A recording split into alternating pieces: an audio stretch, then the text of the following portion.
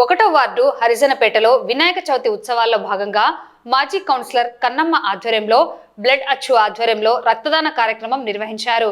కార్యక్రమంలో ముఖ్య అతిథిగా ఎంహెచ్ హుసేన్ హాజరయ్యారు.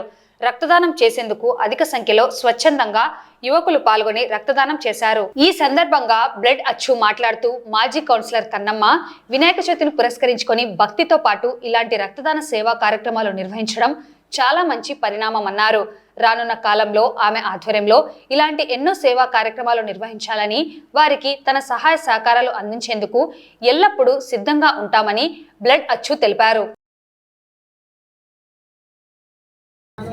వాళ్ళు ఇచ్చిన వెంటనే వచ్చినారు కాబట్టి మాకు అందరికీ ఈ దేవుడు వినాయకుడు అందరినీ చల్లగా చూడాలని చెప్పి కోరుకుంటున్నాం. అలాగనే మాకు ఇచ్చిన దాదాలు మరి విశానన్న, దిలీప్ అన్న, మరి భవానీ, మరి వీళ్ళల్లో దాదాలు మాకు సాయం చేసినారు. కానీ వాళ్ళని కూడా దేవుడు చల్లగా చూడాలని చెప్పి కోరుకుంటాను. దాతలు ఒక 10 మంది దాతలను పిలిచి మన వార్డు గురించి, మన ప్రజల గురించి, యువకుల క్షేమము, యువకుల రక్తం బ్లడ్ ఇవ్వాలని చెప్పి కన్నమ్మ గారు చాలా మంచి నిర్ణయం తీసుకున్నారు. వారికి ప్రత్యేక ధన్యవాదాలు. అలాగే మానంది బ్యాచ్ కూడా ప్రత్యేకమైన ధన్యవాదాలు. అచ్చుగారు మాకు ఎప్పటికైనా సరే, ఏ విషయమైనా సరే, ఒక వినాయక చవితి కాకుండా వాళ్ళని కుటుంబం పేదన్నప్పటినే మేము కన్నమ్మ గారికి తెలియజేస్తాము.